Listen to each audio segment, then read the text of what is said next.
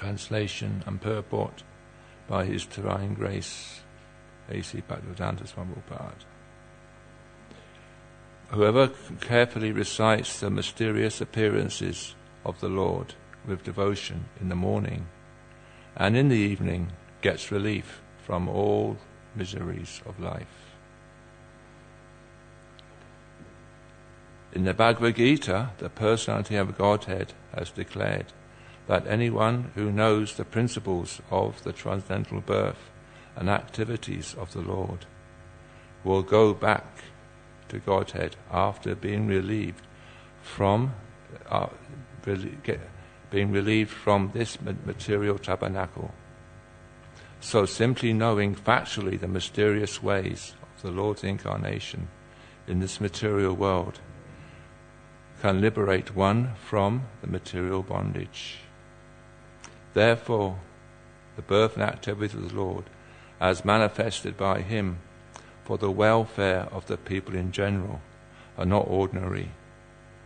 They are mysterious, and only by those who carefully try to go deep into the matter of spiritual devotion is the mystery. Is the mystery discovered. Thus one gets liberation from material bondage. It is advised, therefore, that one who simply recites this chapter of Bhagavatam, describing the appearance of the Lord in different incarnations, in sincerity and devotion, can have insight into the birth and activities of the Lord. The very word vimukti, or liberation, indicates the Lord's birth and activities are all transcendental. Otherwise, simply by reciting them, one could not attain liberation.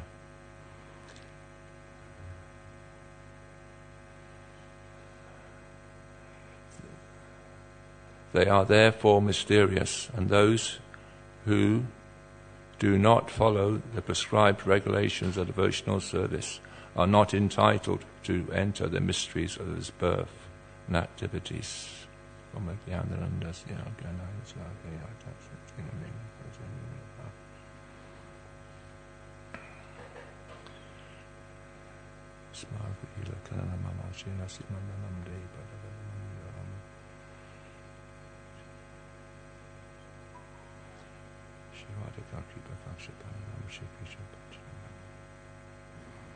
So, right.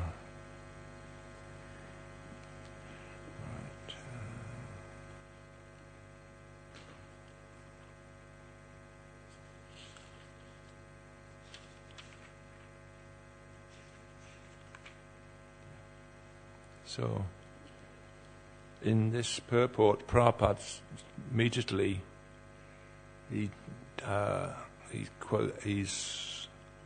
quoting from his Bhagavad Gita as it is, from the 4th chapter, text 9. Jamma kamadam divyam evam yo vatimitat veti tatataha tvaktateham pana jamma natimam yajuna. One who knows my transcendental nature of my appearance and activities does not, upon leaving his body, take birth again in this material world, but attains eternal abode, O Arjuna. So in that verse, Prabhupada says the tattvataha. That means tattva. So in tattva there are two considerations. The Acharyas explain that there's a para tattva and tattva vichar. So a para tattva means apparent tattva, apparent consideration. And tattva vichar means absolute consideration. Now, to give an example of this, Prabhupada he writes in the Adi Leela, 4th chapter, verse 15, and it's one of his purports.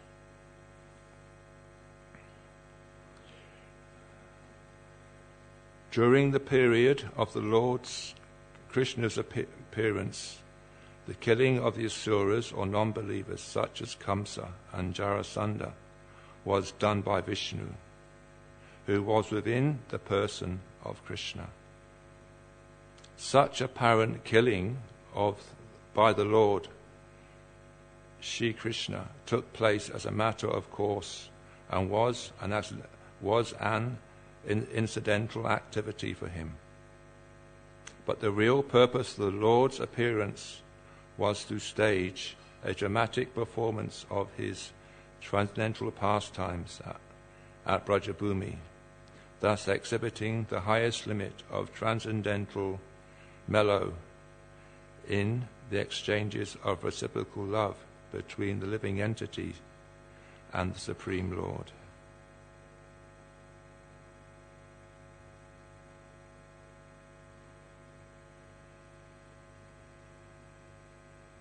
And we have to understand, first of all, that Krishna does not come to this material world. When Krishna comes, he comes in his own abode. He comes with his paraphernalia, and he comes with his eternal associates. So, therefore, Prabhupada says in the 10th one of his purports again, in the 10th canto, 3rd chapter, verse 31, it's about halfway down, this one particular sentence, he says, Bhakti, Bhagavan, and Bhakta do not belong to this material world. So, when Krishna comes, he brings his own abode. And he never leaves that abode. He never leaves Vrindavan.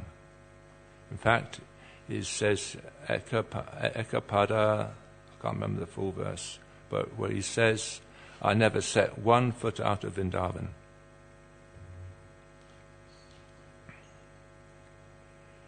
And his activities in Vrindavan are to reciprocate with his devotees in the 5 mellows of devotional, or the 5 principal rasas, and therefore the residents of Vrindavan, they all have a relationship with Krishna in the 5 principal rasas. Now, in Bhaktivinoda Thakur's Jaivadharma,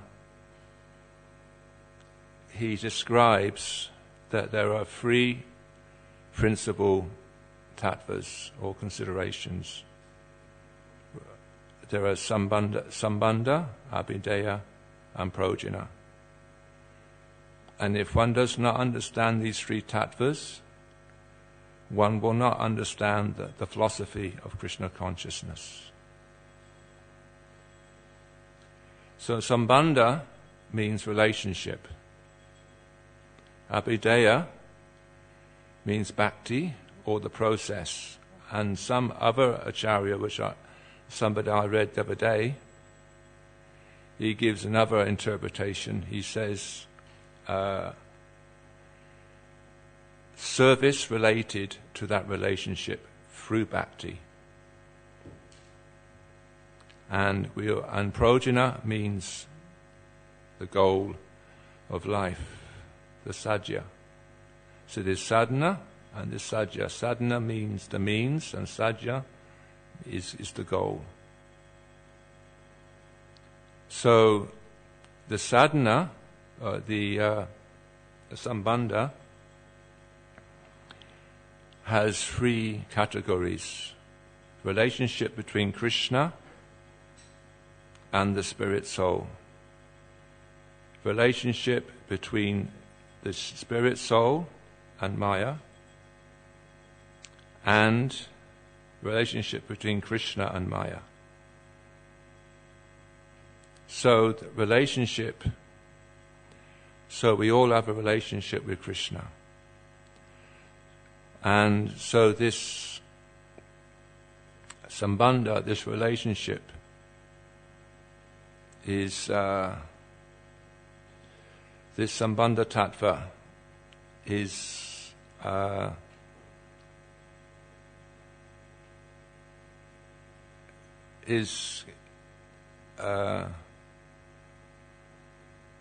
given to us at the time of initiation. When the spiritual master gives initiation, he's actually initiating us into our relationship with Krishna. And to understand what our relationship is with Krishna, we have to go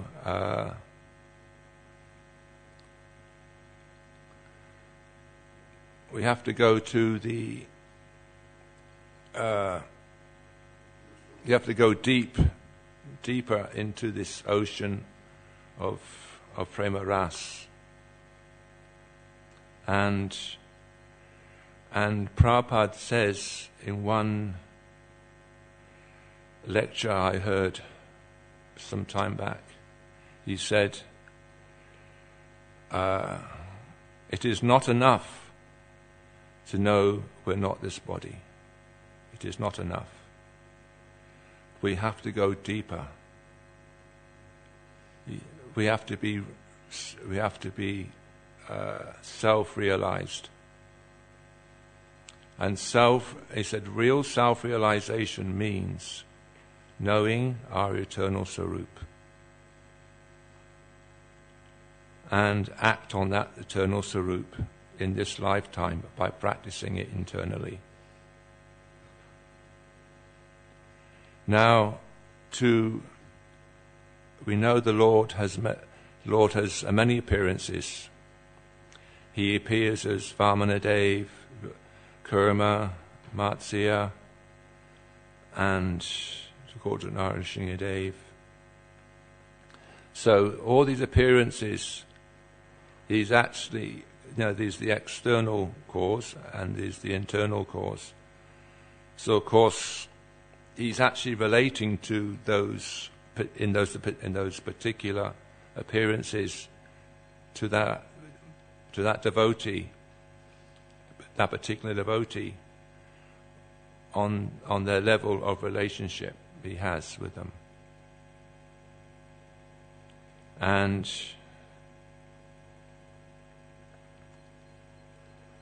now to understand that in this, as in the purport, is Krishna who appears in Vrindavan. That as Prabhupada said, it's just to perform some dramatic transcendental activities with them. Now, to understand the pastimes of Krishna, we have to understand the tattva behind them. And the 11th canto, the Bhagavatam, is the tattva, the absolute consideration of the 10th canto. It's explained that I was hearing the other day from that the first 9 cantos, we read the first 9 cantos of the Bhagavatam, but if we don't come to the conclusion,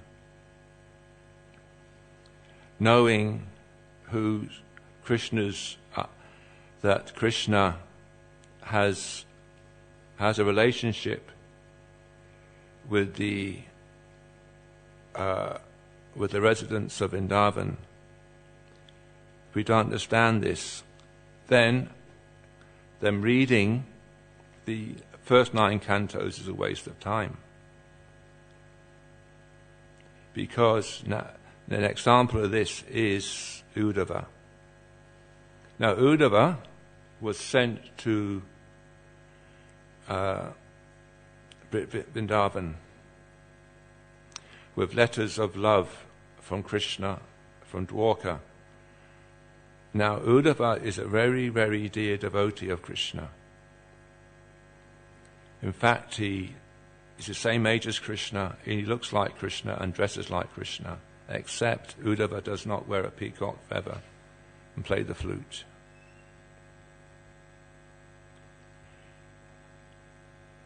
Now, Uddhava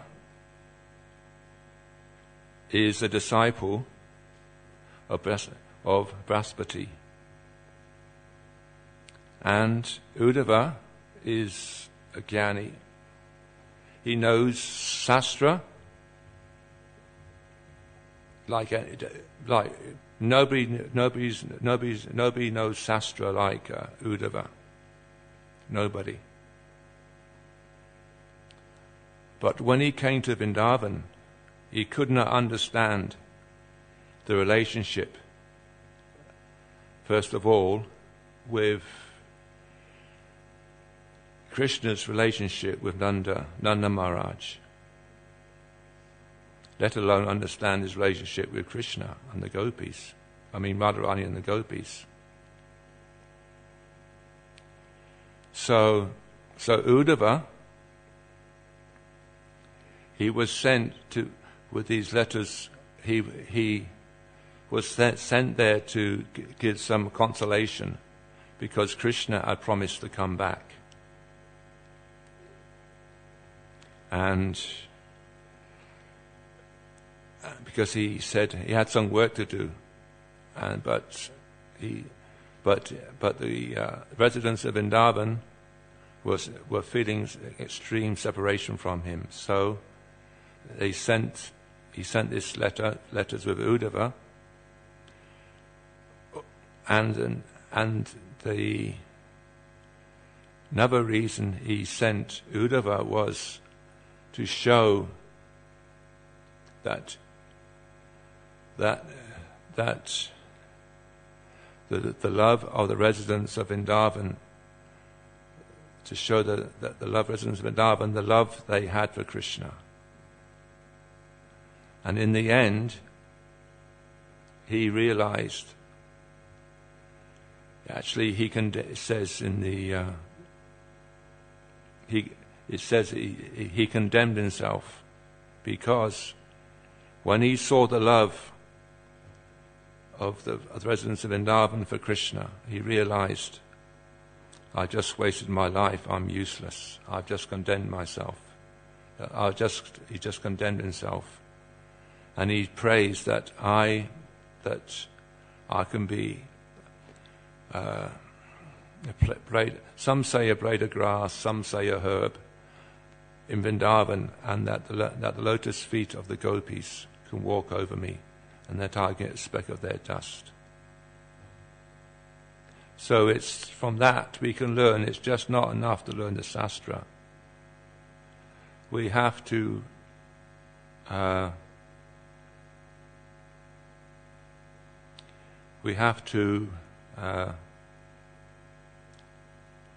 realize our relationship with Krishna, and through the tattva, or the absolute consideration. Now, to understand these pastimes of Krishna, as I said earlier, there's some tattva behind them. So this is a very simple pastime which I read the other day, and Actually, this is from Govinda Maharaj's book, Mathura Meets Vrindavan. And he writes like this in his this book is based on Govinda Maharaj's lectures, based on Prabhupada's lectures. And so there's one simple pastime. So Nanda Maharaj, he's standing at one of the doorways of his palace one day. And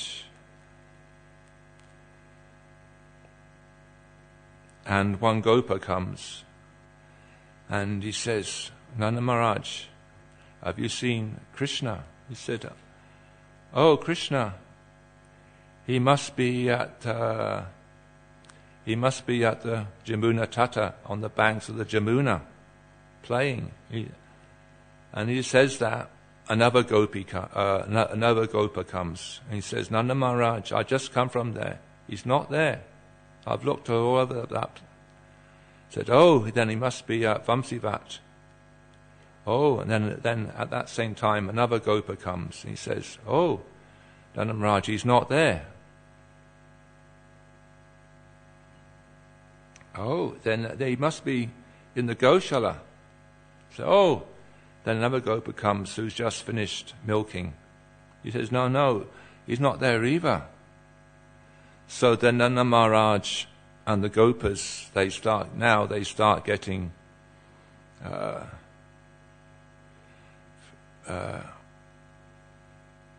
thinking, where is this Krishna? Where is he? And is he in danger? Where is it? And they're so desperate to find Krishna because they want to look for Krishna, and they start searching for Krishna. And they look and they really get desperate. And they start looking and they can't find him. Then suddenly Krishna just appears. And he said, you looking for me? He says, yes. Nanda Maharaj and the Gopas, they say, yes. And he said, I was hiding. Yes, I was behind the door. I was behind the door you were standing next to, playing hide and seek. So then, thinking of what Govinda Maharaj said, I was thinking, what is Krishna trying to tell me here? Or trying to show me that Krishna is very near.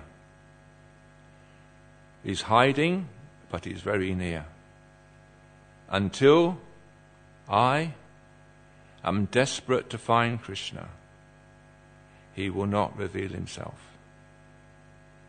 He will not reveal and this is mentioned in Bhagavad Gita. I do not appear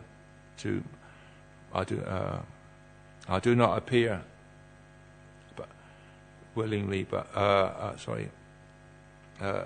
appear at my own will. So then Krishna was telling for this pastime that Krishna is very near, but he's hiding himself.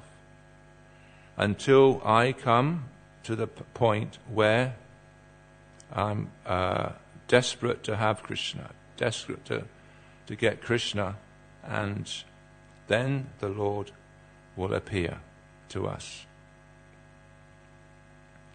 So there's many pastimes where Krishna has these pastimes behind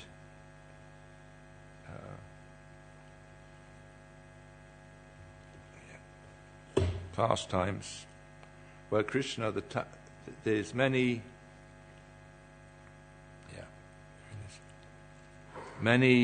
meanings behind it and the reasons behind it. So the highest pastime, all these pastimes are confidential, but the most confidentialist pastime is, of course, the Rasa Leela, which I'm not going to speak about because I'm not qualified. But there's a certain, but but hearing the Rasa Leela from a self-realized soul, as Prabhupada said in one lecture I heard the other day, is the medicine for lust. Now, in the 10th canto, 33rd chapter, 39, it says,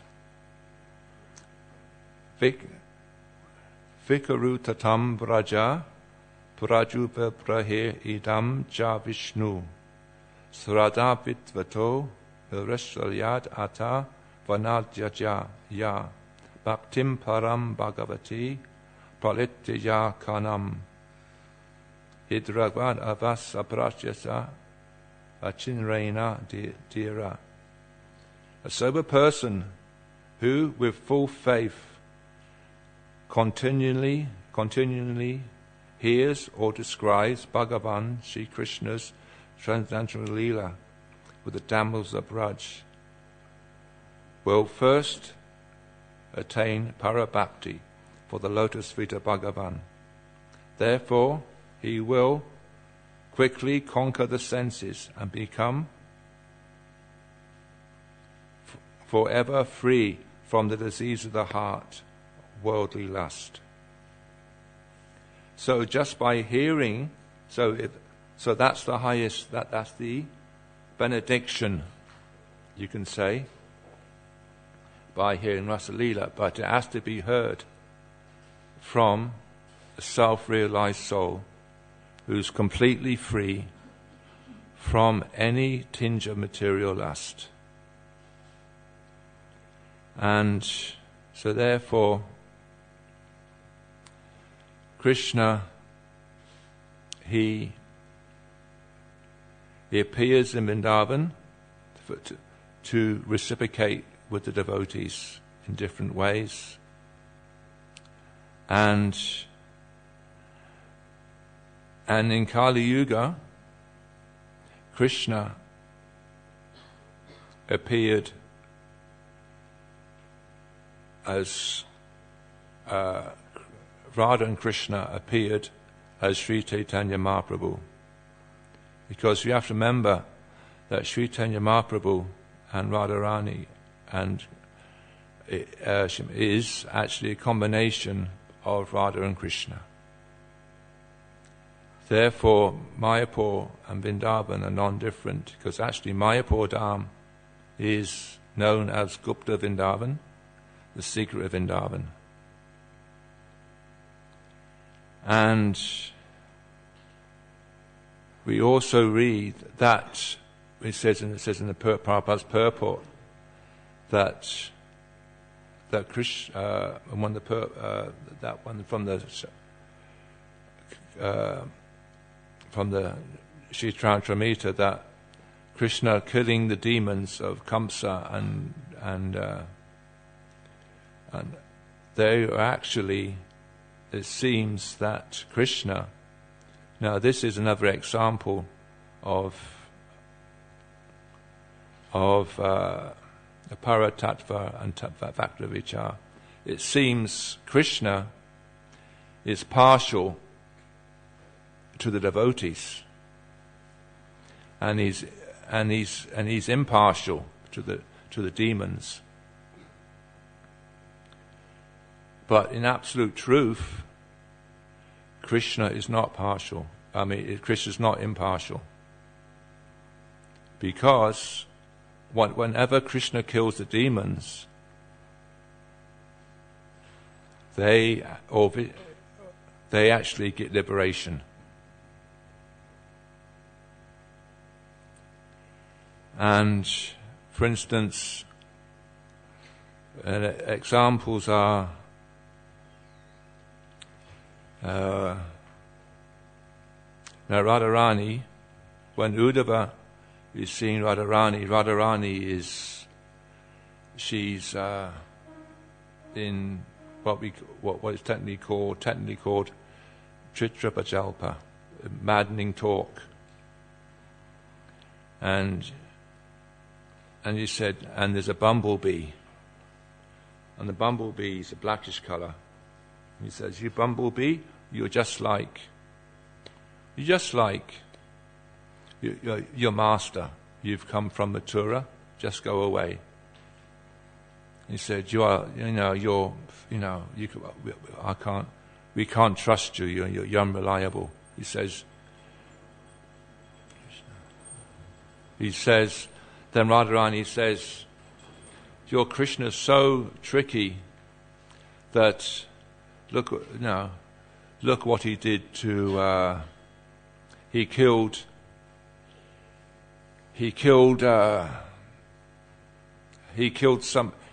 somebody by shooting him in the back with an arrow as Lord Ram. And then he cut off the nose of Ravana's sister, nose and ears off. And then as Vamanadev, after Vamanadev gave everything to him, what did he do? He throws him and he puts him down into Palatala Loka.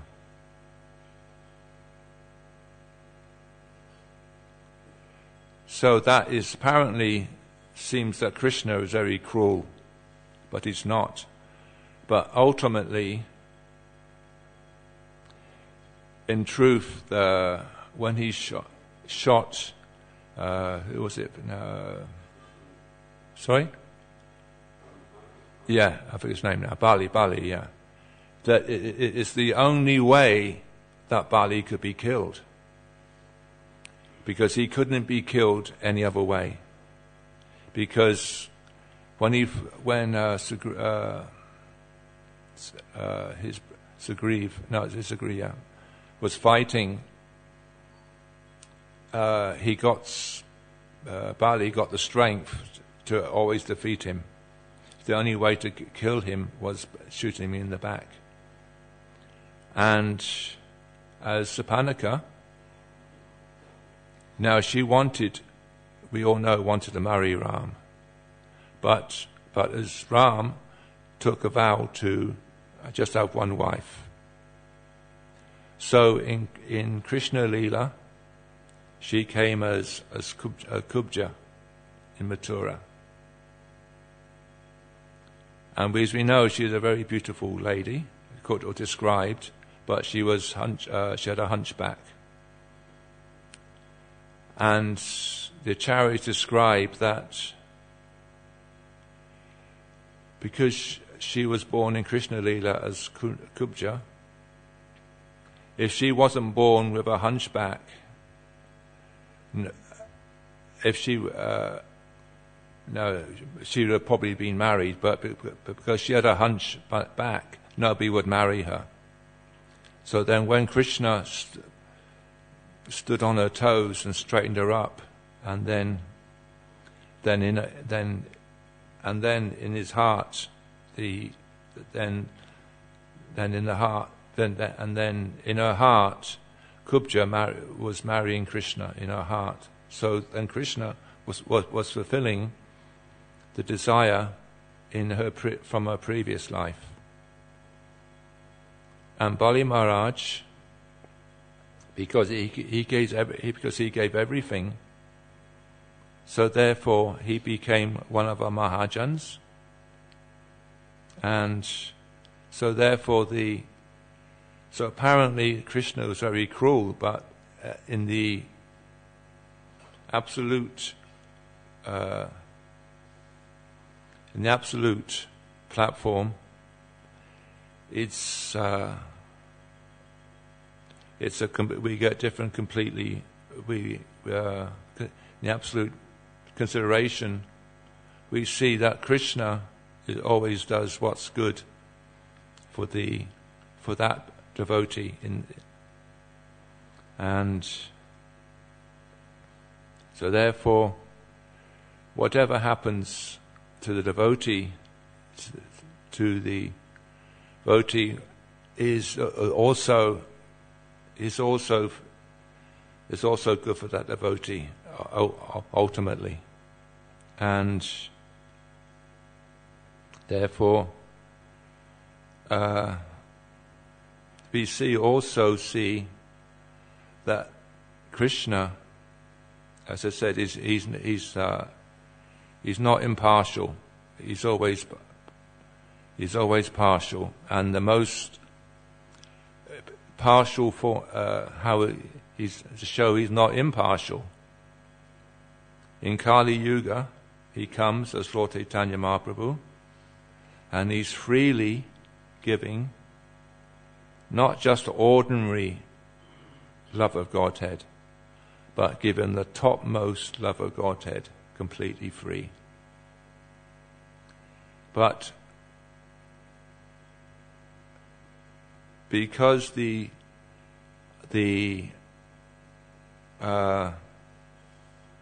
living entity has minute independence, it's up to that living entity to accept it or not. Now, when I was taking devotees on Parakram around Mayapur, you see many deities, forms of Lord Chaitanya and Lord Nityananda. Now, only generally in ISKCON were they, or in the Gaudiya Mat, were they dancing, as we see them now, like this.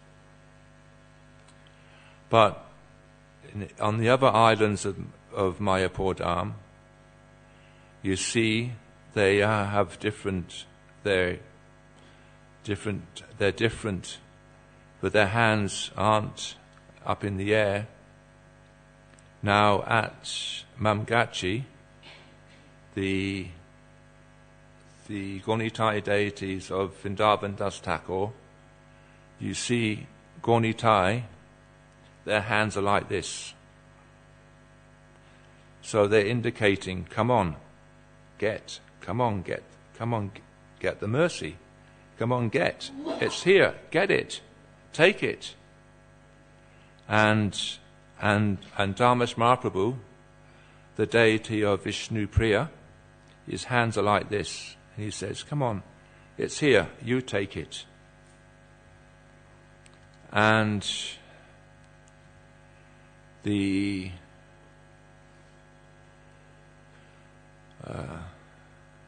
one more for now, yeah. And also, there's one, there's also, there's one Gaunitai,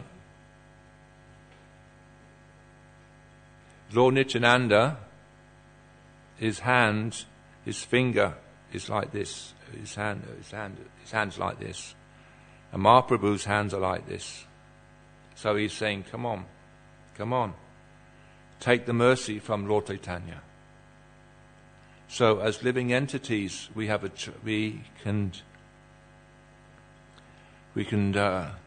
take it or not take it. It's up to us. If we take it, we're the winners. If we don't take it, we're the losers.